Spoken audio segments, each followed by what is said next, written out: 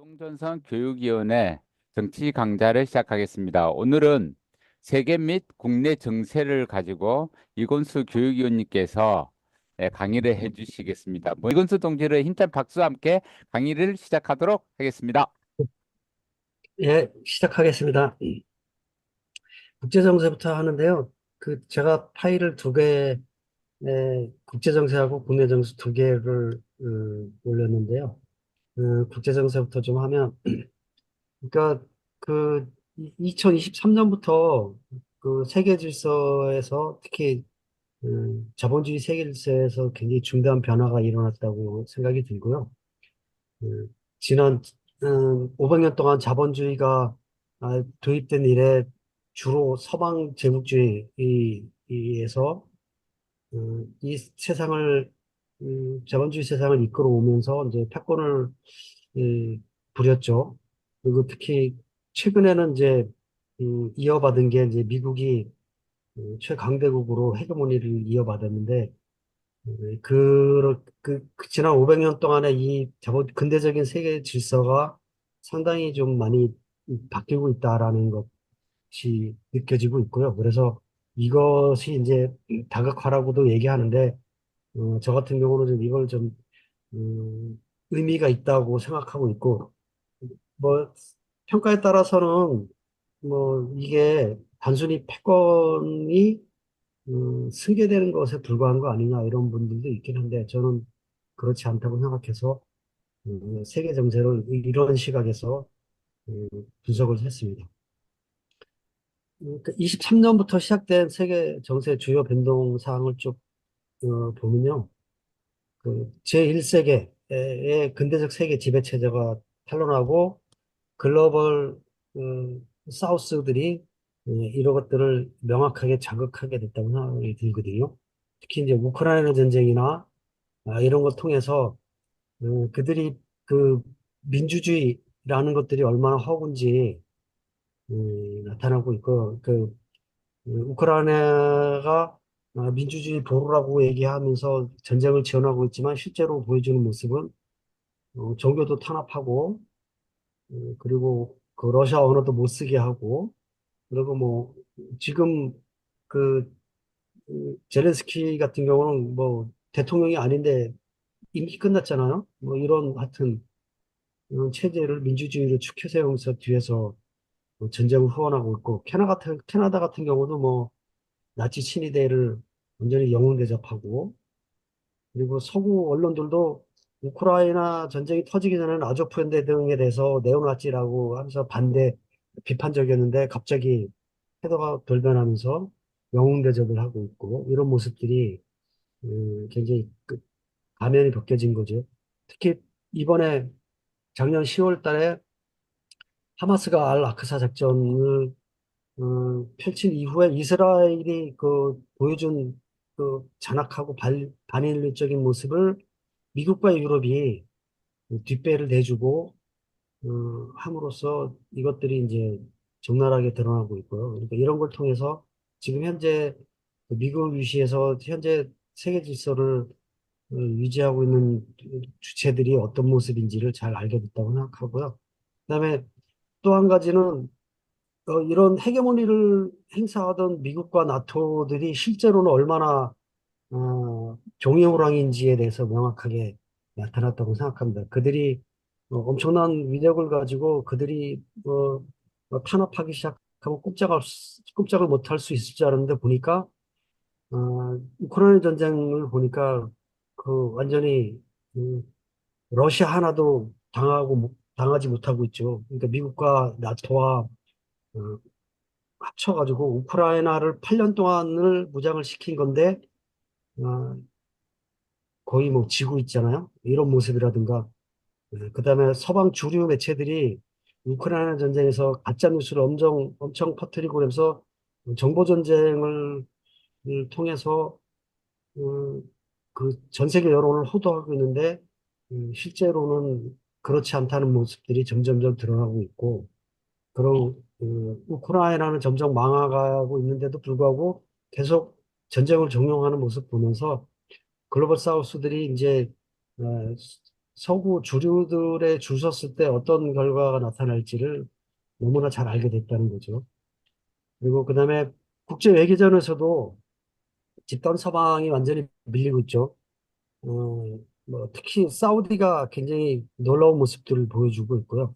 그동안 미국과 완전히 찰떡같이 붙어서 전 세계의 에너지 흐름을 조절해 왔는데 완전히 그 미국과 상당한 정도의 거리를 두고 있고 그다음에 유엔 총회에서도 그 미국의 영향력이 엄청 떨어지면서 그 가자 지구에 대한 결의안들을 보면 그 아랍 쪽의 제안한 결의안들이 압도적인 찬성으로 어, 되는데도 불구하고 미국을 위시한 몇몇 국가들은 반대표를 던지는 거죠.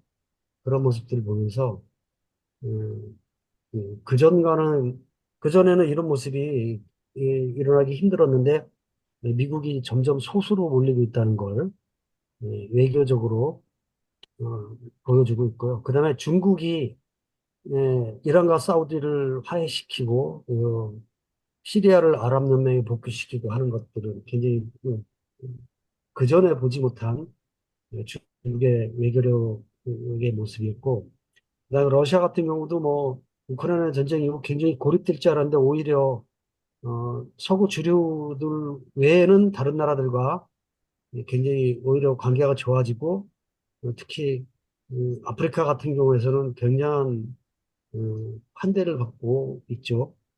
그리고 반면에 아프리카에서는 프랑스나 미국이 이제 쫓겨난 상황이고요. 어쨌든 러시아는 외교적으로 건재하고 브릭스도 굉장히 부상하고 있으면서 새롭게 6개국을 또 회원국으로 늘리면서 더 강해지고 있고 하여튼 이런 모습들이 보면 그동안에 보지 못했던 세계 질서의 어떤 변동의 모습이라고 생각이 들고요. 그 경제적으로도 세계 질서의 경제적인 변동을 보면 특히 브릭스와 비교했을 때 G7이 브릭스와 비교했을 때 역전을 당했죠. 그 구매 평가 지수로 봤을 때 이미 역전을 했고 그리고 서방 경제는 특히 그 우크라이나 전쟁을 계기로 해서 그 값싼 러시아 에너지를 공급받지 못하면서 특히 독일이 경제적으로 타격을 받고 어떤 평가는 오히려 일부러 이 전쟁을 이용해서 미국이 독일을 털어먹고 있다. 이렇게 독일의 산업 기반을 뺏어오고 있다. 뭐 이런 평가를 하고 있는데 그 이유는 뭐 하여튼 어느 나라도 불구하고 경제적으로 굉장히 추락의 길을 걷고 있고요. 그다음에 그 G7 내지는 거기에 포함되는 일본과 한국을 도 역시 뭐 물론 경제 규모가 크기 때문에 성장률을 똑같이 보기는 그 똑같은 평가로 할 수는 없겠지만 여전히 그 G7 같은 경우는 성장률이 적은 데 비해서 브릭스를 포함한 국가 그 제3세계 내지는 글로벌 사우스는 어, 견고한 성장률을 보이고 있죠. 중국도 여전히 성장률이 조금 떨어지긴 했지만 계속적으로 성장률이 5% 정도 보면 놀라운 수치이기도 하고요. 그다음에 러시아 같은 경우도 엄청나게 추락할 것으로 생각했는데 예상보다 선방한 것을 넘어서 굉장히 경제적 호황을 구가하고 있고 그리고 그 경제적 기반이 저력이 있다는 걸 어, 증명을 하면서 오히려 푸틴은 일본도 자신들이 제칠 수 있다는 자신감을 보이는 상황이고, 브릭스 국가들 전반적으로 꽤 선방하고 있는 그런 상황이죠. 인도와 중국이 특히 성장률이 높고요. 군사적인 면에서 서방과 비서방의 갈등을 좀 평가를 해보면, 미국 같은 경우는 뭐, 천조국이라고 얘기할 정도로 전 세계 국방위생 최고죠. 나머지 국가들 다 합친 것보다도 훨씬 능가하는 엄청난 규모를 자랑하는데, 그런데 이번에 우크라이나 전쟁을 통해서 드러난 것은 음, 굉장히 뭐 스마트한 첨단 무기인 거는 틀림이 없지만 고가에다가 상당히 비효율적이고 아주 소수의 무기들 중심으로 그렇게 운영되고 있다는 것이 드러났고, 현대적인 재래식 전쟁을 수행하기에는 미국의 산업 기반 자체가 포탄도 공급을 못하고, 어, 배나 이런 것들을, 군함 같은 것도 제대로 건조할 능력이 안 된다는 것이 드러나면서 그동안 미국 군사력의 그 평가가 아주 최근에 현대전을 치르기 힘든 그런 국가들을 상대로 중동이나 이런 약소국 상대로 일방적으로 이렇게 쇼하듯이 그런 전쟁을 한 것에 불과하지 이번에처럼 진짜 제대로 우크라이나 전쟁처럼 현대전으로 제대로 치렀을 때 미국이 그 군사 능력이라는 것이 정말 제대로 안 된다는 별거 없다라기보다는 하여튼 최대의 군사 강국이라는 그런 평가와 달리 굉장히 허점이 많고 그 산업 기반 자체도 무기력하다는 것이 드러났죠. 항공모함의 경우도 실제로 이번에 예멘에서 보듯이 예멘의 그 드론과 미사일에 무력해서 무기력해가지고 실제로 가지도 못하고 쫓겨났죠. 그러니까 결국은 그동안의 전쟁이 현재 전쟁에서는 항공모함이 전혀 필요가 없는 그냥 손쉬운 타겟에 불과한 그런 상황이 됐고 그렇기 때문에 미국이 함부로 지금 항공모함을 운영하지 못하고 있는 상황이고 음, 그렇다는 것이 너무 잘 드러냈고요. 나토 역시 똑같은 상황이죠. 뭐 유럽의 모든 국가들이 그 군인 수 자체 네, 죄송합니다. 그 무기 자체도 재래식 무기도 어, 별게 없지만 군인들의 병력 자체도 굉장히 축소가 되어 있는 상황이고요. 이들이 이제 제대로 된 전쟁을 치를 수 없는 치르기 힘든 그런 군사력을 가지고 있고 이렇게 된 것은 다 미국과 마찬가지로 경제 구조 자체가 금융화되면서 전 세계적인 산업 그 먹이 사슬 산업 사슬 공급 사슬을 통해서 그 개발도상국 쪽으로 산업 역량을 이전시킨 그런 효과라고 할 수 있겠고요.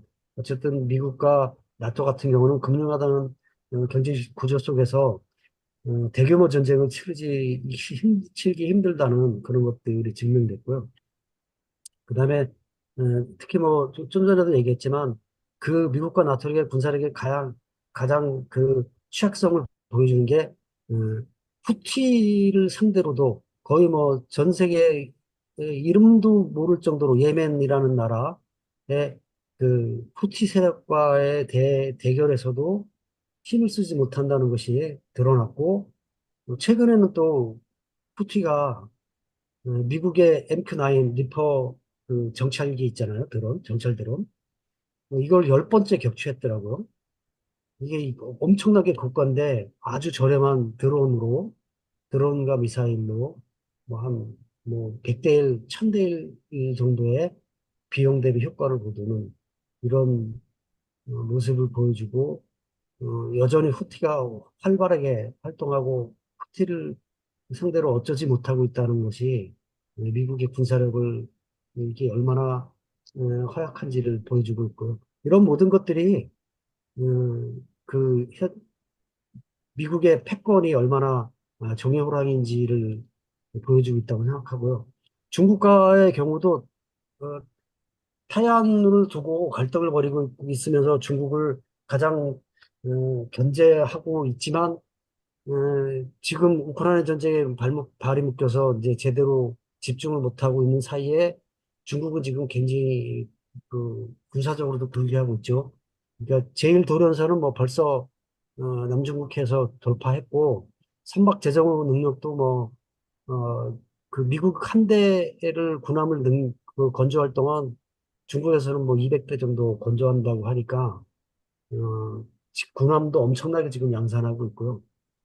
그리고 뭐 핵전력도 굉장히 강하고 있고, 그리고 특히 최근에 이거는 작년 12월 달에 있었던 일이라고 하는데 올해 7월 달에 사우스 모닝 포스트가 보도해서 밝혀진 사실인데 작년 12월 달에 남중국해에서 미군하고 중국군이 엄청난 전자전이 벌어졌다고 하더라고요. 근데 여기서 미국이 완패했답니다. 그러면서 그 이 전자공격전대 사령관이 해임되는 일이 있었고요. 이런 모습들이 이렇게 미국이 전 세계적으로 전력은 투사할 수 있어도 그 러시아나 중국이 자기 영역에서 전쟁을 했을 때는 미국이 결코 장담하지 못한다는 걸 보여주고 있고요. 그리고 러시아는 뭐 우크라이나 전쟁에서 얼마나 러시아가 그 재래식 전력 내지 그것부터 재래식 전력을 효율적으로 재래식 전력을 구축하고 있고 즉각 그 양산 그 무기를 양산하고 는 체제를 갖추고 있는지도 잘 드러나고 특히 첨단 무기는 초음속 무기 같은 경우는 극초음속 무기나 이런 것들은 뭐 미국이 따라오지를 못하고 있고요.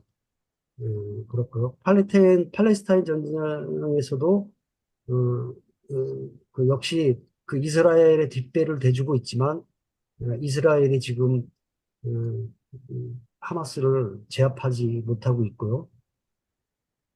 예, 그리고 이제 마지막으로 그 아프리카의 모습을 보면 아프리카 사헬 지역에서 어, 그 프랑스군이 쫓겨나고 미군이 쫓겨나고 있죠. 미군 기지 다 쫓겨나고 있는데 어쩌지를 못하고 뭐 무기력하게 쫓겨나고 있고 이런 것들이 다 그동안에 그 우크라이나 전쟁 이후에 보여준 서방 주류 열강들의 제국주의 국가들의 모습을 확인한 그 아프리카의 실력자들이 그 아프리카의 지도자들이 확인하면서 이 기회를 틈타서 이제 제국주의의 그 군대를 몰아내고 있는 거죠. 그렇고요. 이런 이제 23년부터 시작된 이런 그 흐름들 속에서 그러면 그 24년 동안 24년에는 뭐 거의 상반기가 지났지만 앞으로는 세계 정세가 어떻게 될 것인가를 좀 예측을 해보면 뭐 미국은 뭐 다들 알다시피 음, 바이든이 음, 중도 포기하면서 민주당은 특히 이제 네오콘에 장악된 상태고 전 세계적으로 전쟁을 이끌어가야 되는데 트럼프 같은 경우는 미국 우선주의 속에서 전쟁을 반대하니까 어떻게 하든지 전쟁을 끌어가기 위해서 바이든을 후퇴시키고 해리스를 등판시켰는데 만만찮죠. 트럼프가 그 음, 힐러리 클린턴에게 이겼을 때도 미국 주류 매체는 마치 트럼프가 진 것처럼 그렇게 보도했지만 실제로는 트럼프가 이겼잖아요. 근데 지금 미국의 주류 매체들이 대선 판도를 전해주는 거는 좀 믿기 힘든 거고 일단은 결과는 나중에 봐야 알지 않을까 이런 생각이 듭니다. 특히 그 유럽 같은 경우도 역시 우크라이나 전쟁이 이 와중에서 특히 그 정권이 계속 바뀌고 있고요. 어, 그 경제가 다들 안 좋은 상황에서 자국의 경제를 돌보지 않고 우크라이나만 지원하는 그런 모습들이 보면서 그 유럽의 정치권 역시 네오콘에 장악되고 있다는 것이 확인되고 있고 그런 것들이 유럽의 인민들에게 배척받으면서 선거에서 지고 있다고 생각하고요. 독일이 그렇고 영국 같은 경우는 뭐 노동당이 이제 제레미 코빈이 거의 뭐 쿠데타로 실각하듯이 하면서 어, 그 보수당이 어차피 정권을 잃을 상황이었는데 하여튼 뭐 제가 보기에는 그 제레미 코빈이 쫓겨나는 과정이 좀 의구심이 좀 드는데 어쨌든 뭐 보수당과 별 다름이 없는 그런 당수가 그 총리로 집권을 하면서 뭐 역시 전쟁에 대한 지원은 똑같고 결과적으로 그 노동당에 대한 그 인민들의 기대치가 엄청 낮은 상황이죠. 프랑스도 마크롱이 조기 총선에서 대패했고 탄핵 위기에 몰리고 있는 상황이고요. 가장 우크라이나 전쟁에 적극적인 폴란드는 크게 변동이 없다고 보겠고요. 결국 이제 유럽에서는 헝가리와 슬로바키아만 그 미국의 네오큰의 노선에서 벗어나서 독자적인 목소리, 자기들의 자국의 이해를 관철 하려고 하는 모습을 보이고 있고, 그다음에 반면에 비서방은 상대적으로 굉장히 정권이 안정돼 있죠. 시진핑 같은 경우 3년임하고 푸틴 같은 경우도 러시아 대통령 선거에서 압도적으로 당선되고, 이란 같은 경우는 그 라이시 전 대통령이 사고사로 서방에서는 어, 이 기회에 정치적 혼란을 좀 기대를 했겠지만, 정치 구조 자체가 신정우위의 정치 체제고, 그다음에 대통령 취임 축하차 이란을 방문한 하마스 지도자에 대해서 이스라엘이 암살을 하면서 아무리 개혁파 대통령이라 하더라도 뭐 민심의 폭은 좁을 수밖에 없는 상황이고, 그렇다고 뭐 개혁파 대통령이 뭐 서구에 있긴이나 뭐 기대대로 움직일 사람도 아닌 것 같고요. 그다음에 이제 북한이 굉장히 어, 굉장히 변화된 모습을 많이 보여주고 있습니다. 특히 그 러시아와 군사동맹에 버금가는 이 정도의 포괄적 전략 동반자 협정을 체결한 것은 굉장히 놀라운 것인데요. 이게 평가를 좀 해보자면 조선은 90년대 초부터 시작된 고난 행군 이래 한 30년 정도의 국제적 고립에서 본격적으로 벗어나게 된 거죠. 그 러시아를 통해서 글로벌 사우스와 연결되면서 이 북한으로서는 뭐 다극화가 너무나 반가운 상황이고, 러시아도 가장 다극화를 앞장서서 추진하는 상황이면서 양쪽의 이해관계가 많이 떨어졌다고 생각하는데, 그러니까 지금 현재 그 우크라이나 전쟁이 그 나토가 직접적으로 이제 그 러시아 본토를 타격할 수도 있는 그런 상황이 되고 있지 않습니까? 그 우크라이나 전쟁이 이제 결국은 우크라이나는 패망 직전으로 몰리고 있는 상황이고, 지금 돈바스 전선이 위태위태하면서 이것을 어떻게 하든지 벗어나기 위해서 러시아 본토에 대한 공격이라든가 이런 것들을 나토가 시도하고 있는데, 이것에 대한 나름의 전략으로서 북한과 손잡음으로써 특히 북한이 가지고 있는 그 포탄과 중거리 미사일이 물론 러시아는 최첨단 미사일이 가지고 있지만 중거리 미사일이 상당한 정도의 러시아가 현재 전쟁 수행하는 단계에서는 굉장히 효과적이라는 평가가 있더라고요. 그런 측면이고, 어, 미국을, 미국이 더 큰 전쟁을 확대하지 못하도록 그 북한을 통해서 미국의 전력을 분산시키는 효과를 얻을 수 있다고 생각하고요. 그다음에 북한으로서는 뭐 30년 동안의 고립을 탈피하고 경제 발전에 글로벌 사우스를 통해 브릭스들과 연결됨으로써 경제 발전의 기회를 포착할 수 있고, 러시아와의 군사적 교류를 통해서 지금 뭐 핵무력 완성 선언을 하긴 했지만, ICBM이 대기권 재진입하는 기술이라든가 다탄수 기술이라든가 이런 것들, 그다음에 잠수함 음, 관련된 것들, 뭐 이런 것들에 있어서 아직 도움을 받을 여지는 있다고 생각하거든요. 그런 면에서 양쪽에 굉장히 서로 윈윈할 수밖에 없는 상황에서 어, 이번에 군사동맹 수준으로 관계가 격상되었다고 보고요. 그렇습니다. 그래서 이제 그러면 이게 우리 이 한국의 변형운동과 어떤 관계가 있을까라고 생각했을 때, 이게 문화전쟁의 양상을 보이고 있고, 또는 문화전쟁뿐 아니라, 그러니까 글로벌 사우스가 전 세계 질서를, 그, 어, 장악하면서 자기들이 주도하는 방식의 그 이데올로기를 따르지 않으면 배제하고 탄압하는 방식으로 전 세계를 이제 줄을 세우는 그런 방식의 글로벌리스트라는 표현 있잖아요. 그런 방식의 세계의 정치 질서를 구성해 왔는데, 이, 이 다극화를 추진하는 세력들은 각 국가의 그 정치적 독자성 같은 것들을 주장하죠. 그러니까 예를 들면 한국 같은 경우도 그러니까 그리스 시리자 같은 경우는 좌파들이 집권했음에도 불구하고 그 경제적인 면에서 성과를 거둘 수 없었던 것은 EU와 그다음에 이 세계 금융 네트워크 속에서 고립되지 못하고 자국의 제대로 된 경제 정책을 구사하지 못하게 하는 경제 구조 속에 포획돼 있었다는 것인데, 지금 다극화를 추진하는 세력들은 그런 식으로 전 세계를 이 전일적인 그 세계 질서 속에서 줄 세우는 것들을 거부하고 각국의 독자성을 중시하는 이런 흐름을 가지고 갖고 있거든요. 그래서 결국은 이제 다극화를 추진하는 그런 입장에서는 뭐 언제까지 이런 것을 주장할지 모르겠지만 하여튼 현재로서는 그런 각국의 독자성을 지지하고 있고요.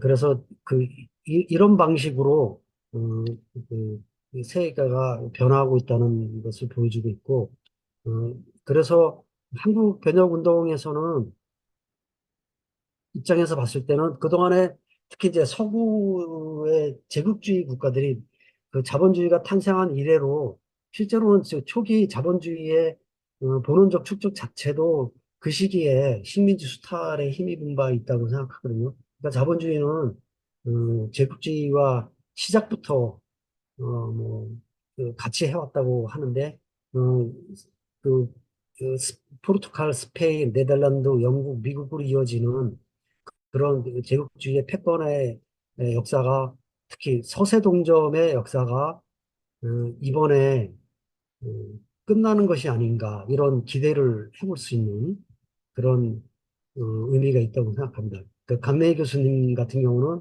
그 반천년, 그러니까 500년 세계 패권, 제국주의 패권, 근대적 세계 체제가 변하는 그런 기회가 아니냐 이렇게 평가를 하기도 하는데요. 어쨌든 그들의 제국주의 국가들의 식민지였던 국가들이 현재 신자유주의적 지배를 거부하고 그러니까 산업적인 역량을 스스로 갖추고 그러면서 부상을 하고 있다는 점에서 그동안에 그 포르투갈, 스페인, 네덜란드, 영국, 미국으로 이어지는 패권의 승계와는 좀 다른 모습을 보여주고 있다.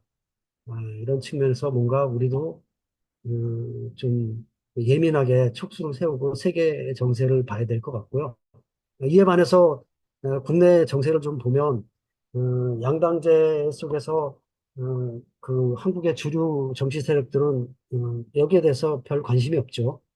세계적인 정세가 어떻게 변하는지 관심이 있고 특히 더불어민주당은 뭐 미국의 네오콘에 장악되어 있는 미국 민주당과 뭐 틀린 노선이 없고요. 그렇기 때문에 뭐 특히 관심이 없을 거라고 생각하고 국민의힘 같은 경우 유럽처럼 그러면 유럽 우파 정당처럼 자국 우선주의를 취할까 하면 전혀 그렇지 않죠. 역시 미국 네오콘에 저항할 뜻이 전혀 없고 특히 윤석열은 지지율이 완전히 추락하면서 자기 정권의 정당성이 위협받고 있는 상황에서 미국에 철저히 복종하는 걸 통해서 정권을 연장하고 있다고 생각하거든요. 그래서 결국은 이 전 세계적인 정세 흐름을 속에서 뭔가를 변화를 추구할 수 있는 것은 진보 세력밖에 없는데 예, 그 반대로 또 위기이기도 하죠. 왜 그러냐면 미 제국주의가 투키디데스의 함정이라는 표현을 쓰면서 어, 뭐 이게 무슨 이 법칙이라도 되는 것처럼 떠들어대는데 그러니까 패권을 유지하기 위해서는 패권국이 순순히 승계된 경우도 있었잖아요. 근데 마치 투키디디스의 함정이 무슨 법칙이라도 되는 것처럼 전쟁이 불가피한 것처럼 이렇게 논리를 퍼뜨리는 것으로는 전혀 순순히 물러나지 않겠다. 군사적으로 대응하겠다라는 것을 그런 의지를 표명하는 것이라고 보고 결국은 어, 이 전쟁의 여파가 대만 내지는 한반도에서도 어, 그 미국 패권의 몰락의 여파로서 전쟁이 일어날 수 있는 그런 위험성도 상당히 크다. 이런 생각이 들고요. 그렇기 때문에 변화의 기회에, 변화의 기회이기도 하지만 위기이기도 하고, 그렇기 때문에 세계 정세를 상당히 예의주시해야 된다고 생각합니다. 이게 한국의 역사적인 내지는 지정학적인 그 운명이라고도 생각하는데요. 그러니까 우리 같은 경우는 그 역사적으로 보면 고려 삼국통일 이후에 그 고려시대 중앙집권제가 완성되고 국토가 너무 작기 때문에 그 중앙집권제가 강력하게 구성된 상황에서 그 중국처럼 변방에서 대한 세력이 힘을 들어서 중앙으로 진출해서 세력 교체를 할 수 있는 그런 상황이 아니고요, 우리나라는. 그리고 또 그 유일하게 그 혁명이라고 부를 수 있을 만한 것이 성공한 것이 그 이성계인데 이것도 역시 원만 교체기에 주변 강대국의 세력 교체를 틈타서 이루어진 것이라고 생각하고 특히 그 일제강점기를 벗어난 것도 사실은 세계 정세의 변화에 따라서 일어난 것이기 때문에 한국의 변혁 운동이 성공하기 위해서는 국제적인 세력 판도의 변화가 굉장히 어, 거의 저는 필수적이라고 생각합니다. 그렇기 때문에 우리는 정세 변화를 예의주시해야 한다고 생각하고, 그렇지만 뭐 다극화가 뭐 엄청나게 진보적인 거라고 생각하지는 않습니다. 단순한 패권의 이동일 수도 있고, 그다음에 다극화를 추동하는 브릭스 자체들이 자본주의 국가들이고 특히 산업자본주의를 추구하고 자원 부국들이면서 대부분이 자원 부국들이죠. 그러면서 환경 문제에 있어서도 굉장히 보수적인 입장을 취하고 있고, 그래서, 그렇긴 하지만, 서세 동점하던 제국주의 질서가 흔들리는 상황이라는 점, 특히 현재의 전 세계 질서를, 뭐, 거의 만악의 근원이다시피 한 미제국주의를 약화시킬 수 있는 기회라는 점에서, 이 흐름을 잘 예의주시하고 흐름을 타야 된다고 생각하고요. 그래서 그러기 위해서는 현재 국내의 그 여론 지형이 너무 안 좋다고 생각합니다.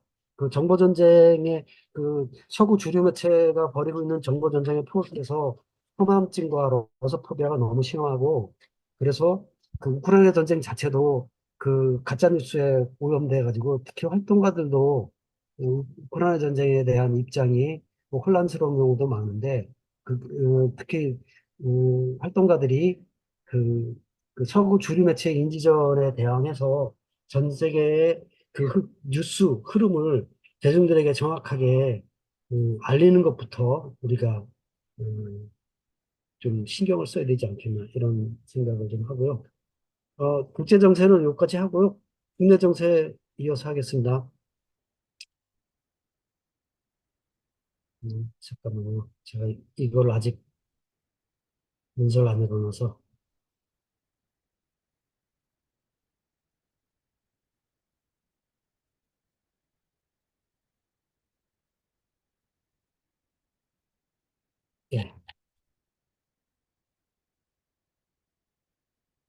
예, 잠깐만요. 공유 좀 하겠습니다.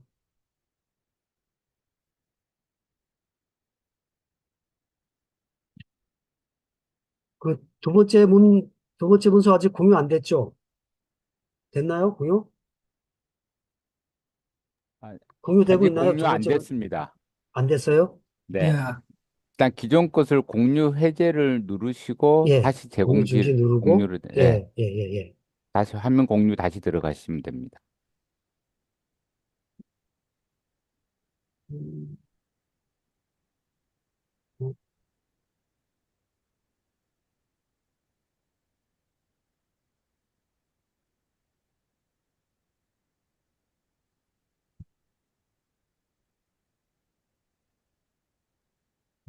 이제,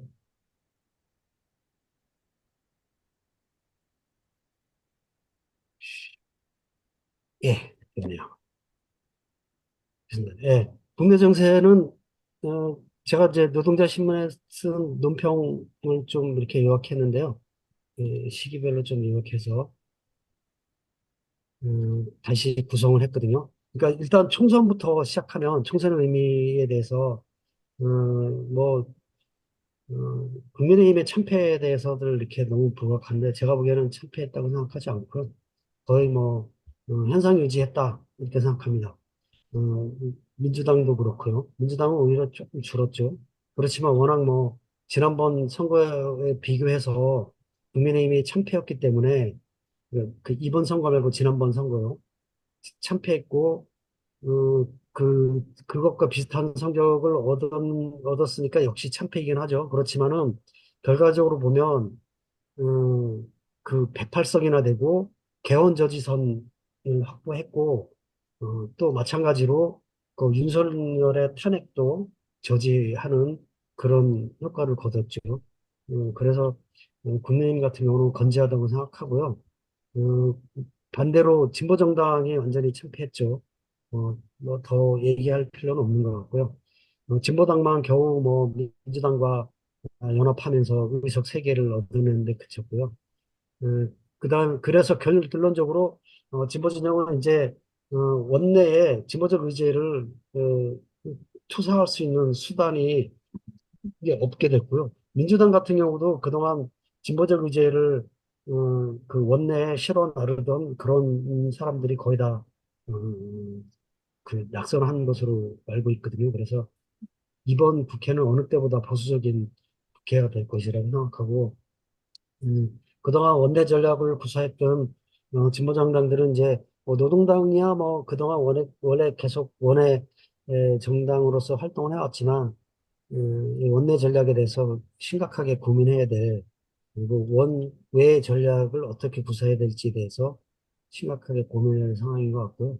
윤석열 정권은 그럼에도 불구하고 폭주하고 있죠. 최근에 그, 전혀 그 적당하지 않은 사람들을 그 장관 등에 지목하고 임명하는 것들을 보면 완전히 도대체 그 국가기관의 존재 이유 자체를 부정하는 듯한 그런 인사권을 행사하고 있고요. 음, 뭐, 그러고, 어,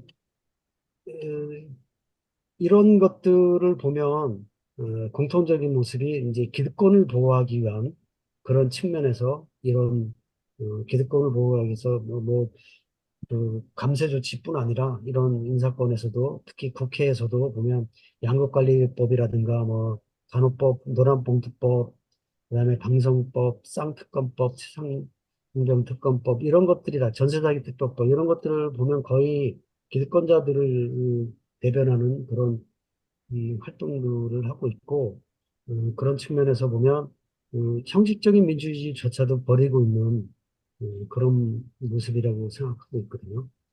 그런 데에 비해서 각종 공무원과 공공기관 직원들은 그 공정 논리라는 것들이 자기들의 그 경쟁력을 유지해달라는 그런 문구임이라고 생각하고요. 그럼 자기들의 경쟁력을 유지하겠다는 것은 결국은 그, 이제 이 한국이 그, 그 건국 한 70년 정도, 75년 정도 맞이하면서 그동안은 신분 상승이 굉장히 자유로운 국가에서 완전히 이제 계급사회가 되면서, 어, 자기들의 어떤 중산층으로서의 어떤 신분을 유지하기 위해서 몸부림치는 그런 모습이라고 생각하고 있거든요. 그래서, 완전히 이제는 한국도, 계급사회로 진입했고, 본격적인 계급전쟁의 시대가 온 것이 아닌가.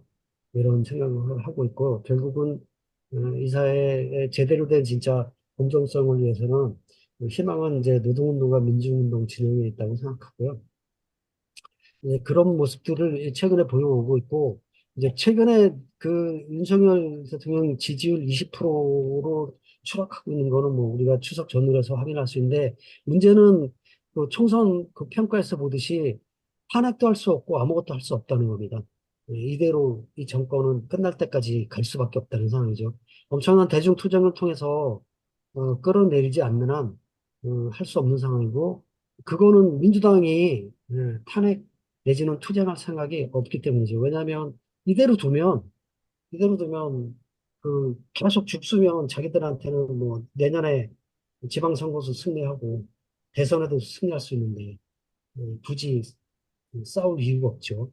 어, 그, 그 함락 미달의 그 윤석열의 모습을 계속 확인해 주는 게 자기들한테는 더할 나위 없는 상황인 거고, 결국은 이제 민중들의 경우는 죽어나가는 것은 인민들 뿐인데, 음, 음, 그렇기 때문에 윤석열 투쟁이 투쟁을 통하지 않고서는 현 상황을 바꿀 수 없는 상황이긴 한데, 문제는 윤석열 투쟁이 필요하죠. 근데 문제는 그동안에 경험해 보듯이 죽 써서 민주당 준다는 거죠.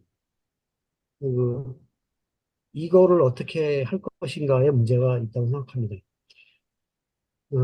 진보당과 민주노총 집행부는 또 민주당과 손잡고 민주연합의 길을 가고 있고, 그렇기 때문에 어쨌든 우리는 정권 교체가 아니라 체제를 바꾸는 투쟁을 해야 된다는 얘기를 해야 되는데, 하여튼 이런 면에서 하여튼 우리들의 노력이 좀 필요할 때라고 생각합니다.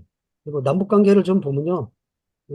이거는 이제 남북관계 북미 핵공방 얘기를 쭉 늘어놓은 거는 그 남북관계가 어떻게 지금 구조적인 배경에 있는가를 보여주기 위해서 한 건데요. 특히 이제 90년대 이후에 그 북한이 그 국제적인 고립이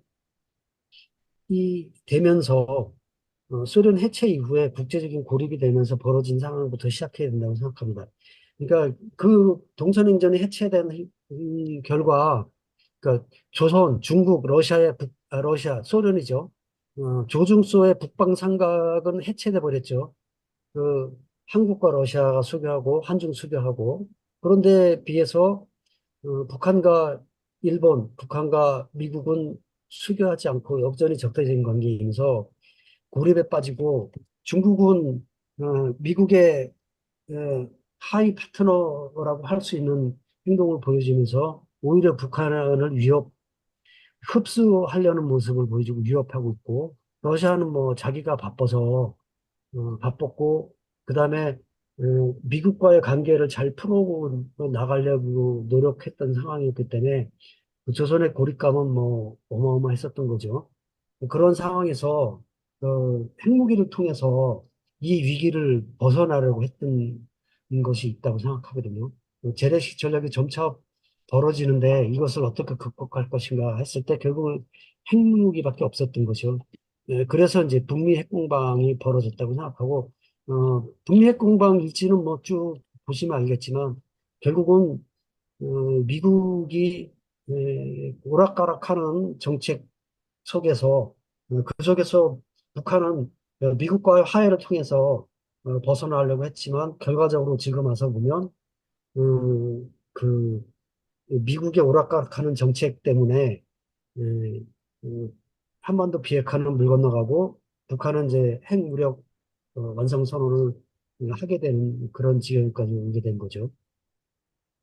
그래서 이 남북 관계라는 것이 이 북미 핵공방에서 확인하듯이 뭐 남북이 잘한다고 되는 것도 아니고 그 조미 관계의 종속 변수에 불과하고 그동안의 각종 남북 대화도 사실은 뭐 합의서도 기본 합의서 뭐 남북 기본 합의서라든지 뭐 정상회담 뭐 이런 거 해봤지만 별 효과가 없었다는 거죠. 음, 이런 현재 현재 북한의 고립감과 현재 벗어나고 있는 지평을 살펴보려면 이제 90년대 초로 돌아갈 수밖에 없고요. 어쨌든 이런 관계 속에서 남한 내의 현 상황을 보면 완전히 그 기울어진 운동장 속에서 사회주의 운동을 할 수밖에 없는 거고 특히 그 한국전쟁 이후에 레드 컴플렉스가 심해지고 국가보안법 때문에 그 사회주의적 대안은 설당을 잃어버리는 그런 상황인 거죠. 그래서 조금이라도 자본주의에 대한 문제를 제기를 하면 빨갱이 치부되고 그리고 제가 있는 노동당도 대중들은 조선노동당하고 구별을 못하는 경우도 많거든요. 이런 상황 속에서 그 사회주의 운동은 아주 척박하고 힘든 상황이 될 수밖에 없는데 문제는 또 같은 운동권이라고 생각하는 NL 진영은 완전히 민족주의적인 그 관점 속에서 어, 오히려 운동을 더 힘들게 하는 그런 측면이 있고, 어, 그 북한의 노선에 적극 호응하면서 남한 자체의 그 변혁이 아니라 남한 자체의 변혁, 남한의 변혁을 북한의 변혁의 종속 변수 내지는 뭐 들러리 정도로 생각하고 활동을 하는 그런 속에서 사회주의 운동은 굉장히 어려운 상황이라는 것을 우리가 구조적으로 이런 어려운 상황에 있을 수밖에 없다는 생각이 들고요. 그래서 이제 이런 구조를 벗어나는 것은 결국은 그, 어떻게 보면 통일을 언제까지 임종석이 최근에 통일보다 평화공존하자라는 얘기를 하고 있는데 저도 이제 공감하는 측면이 있습니다. 민족주의적인 정서 속에서 통일을 외쳤을 때 그, 그, 음, 1950년에 전쟁을 통해서도 통일을 하자라는 것들이 그 후과가 엄청나고 지금 그 남한의 사회주의 운동이 척박할 수밖에 없는 상황도 그 후과라고 생각하거든요. 그렇기 때문에 이게 민족모순이라는 거는 제가 보기엔 민족모순이 아니고 분단의 문제지. 그러니까 계급 모순이 실제 우리 사회에 있는 것은 계급 모순이고 분단의 문제인 거지 뭐 민족 모순이 있다고 생각하지는 않습니다. 어쨌든 이, 이 분단 자체가 이 사회주의 운동에서는 그 족쇄와 같은 조건이고 이것을 벗어나는 방법은 민족주의적인 통일 이슈가 아니라 평화 공존을 통해서 서로 현실을 인정하자는 거죠. 실제로도 남북이 유엔에 가입한 이후로는 뭐 어쩌니 저쩌니 해도 현실적으로는 그 평화 공존을 하고 있는 거거든요. 갈등 속에서. 그동안 전쟁이 없었고, 공존하고 있는 것도 사실이고, 갈등을 하고 있지만, 그, 남북한의 인민들은 뭐, 굉장히 뭐, 뭔가 위기 상황이 닥치면 그 상황 속에 빨려들어서 전쟁이 터지는 거야 뭐 이렇게 생각하겠지만 실제로는 긴장감이 없지 않습니까? 외국 사람들은 신기하게 생각한다잖아요. 한국은 언제라도 전쟁이 터질 줄 아는데 한국 사람들은 뭐 무사태평, 천하태평 별로 신경도 안 쓰고 살아가는 게 그게 실제적으로 남북이 지금 평화 공존하고 있다고 생각하고요. 결국은 이 통일이라는 것을 계속 그 집착할수록 오히려 더 남북 간의 관계가 악화되는 이런 상황에 있고요. 그다음에 그, 그 한반도 지형 자체가 남북 간의 관계로서 해결될 수 있는 구조가 아니지 않습니까? 그, 이게 미중 관계도 그렇듯이 이 동북아 전체로도 어떻게 보면 동북아 전체도 그 분단선이 보이지 않는 분단선이 그 조중로와 한미일로 이렇게 그어져 있다고 생각합니다. 냉전 해체 이후에도 그 구도가 유지되고 있는데 그 구도를 깨지 않는 한 남북 간의 관계로만 이거를 해결할 수 없는 상황이고 그렇다면은 그 동북아 전체로도 평화 공존할 수 있는 틀을 만들지 않으면 남북 간에도 계속 갈등 관계로 갈 수밖에 없고 그랬을 때 동북아 평화지대와 동북아 비핵지대화라는 방식으로 우리가 평화 공존할 수 있는 틀을 만들었을 때 에, 그, 우리가 그 남한의 사회주의 운동도 제대로 된 시작을 할 수 있고 활동할 수 있다고 생각하거든요. 그렇기 때문에 사회주의 진영은 그 통일 이슈에 대해서 민족주의 세력들에게 그동안은 보면 그 통일 이슈에 대해서 무관심하면서 그냥 NL에 맡기고 말았잖아요. 그게 아니라 통일이 아니라 평화부터 하자, 평화 공존하자, 평화 공존한 다음에 그 이후에 통일도 바라보자. 이런 식의 평화운동, 그 다음에 동북아 비핵지대를 통해서 우리가 이 문제에 대해서 주도권을 쥐고 나서야 된다고 생각합니다. 음, 그렇고요. 이게 또 이게 흐름을 타고 있는 게 북한에서 23년 말, 24년 초에, 올해 초에, 노동당이 그 노선을 완전히 바꿨죠. 통일을 포기한 거죠.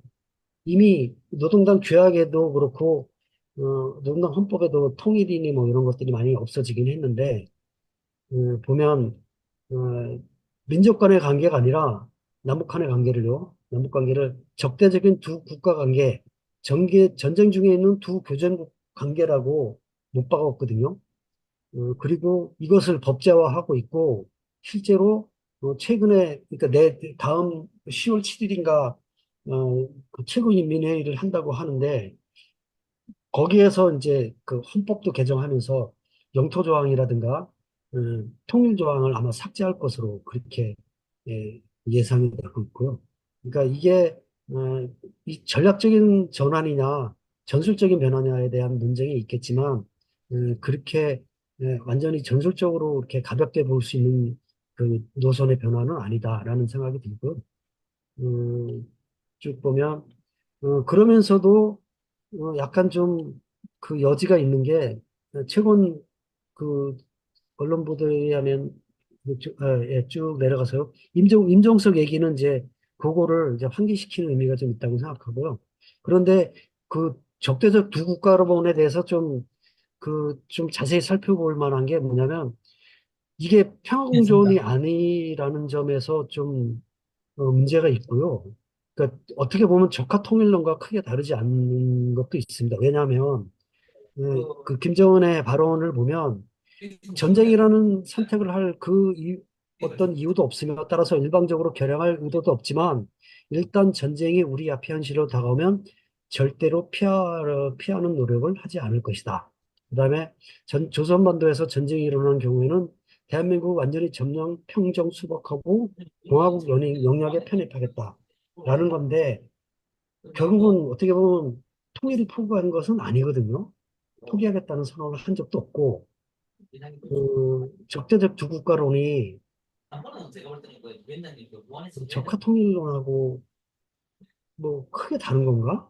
라는 생각도 들기도 하고요. 그 평화의 관점에서 보면 그 평화 공존을 전제로 한 그 두 국가론이 아니라는 점이 확실하고 그리고 그 영토 완정, 그러니까 영토의 통일성 내지는 통일을 그 부정하지 않는 그런 힘에 의한 통일론을 부정하지도 않고 이런 것이기 때문에 좀 그 조심해야 되겠다 이런 생각이 들기도 하지만 어쨌든 이 기회에 두 국가론에 대해서는 공개적으로 좀 논의를 해볼 필요가 있는 그런 상황이라고 생각합니다. 여러 가지 지형상, 그리고, 평화적 공존이라는 평화운동의 관점에서도 봤을 때, 두 국가로는 좀 더 우리가 많은 신경을 써야 될 상황이 아닌가 이렇게 생각하고요. 그래서 이런 그 전략적인 변화냐, 전술적인 변화인지를 두고 남한의 통일운동 진영, 민족주의 진영 내부에서도 논쟁이 있고요. 따라서 그들이 이 반제국주의 운동, 반미운동 내지는 진보당으로 합류하거나 평화운동으로 분화되거나 이런 식의 그 흐름이 있는 것으로 알고 있거든요. 그래서 그 최근에 뭐 그 범민련 이런 데서 해체한 것도 반직주의 운동 뭐 자주 운동 뭐 이런 식의 운동을 펼치고 있죠.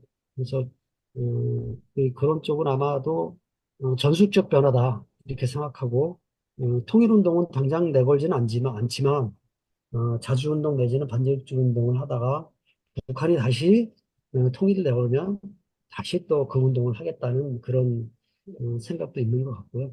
어쨌든 현재 그 한반도 조선반도의 상황은 이렇고 어, 그 윤석열이 지지율 20%에 불과하지만 어찌할 수 없는 상황이라는 점, 투쟁으로 돌파할 수밖에 없지만 우리의 투쟁력이 그것에 미치지 못할 뿐 아니라 이 투쟁이 죽서서 또 민주당 주는 것이 되지 않으려면 어떻게 해야 될지에 대해서 굉장히 큰 고민을 해야 되겠다.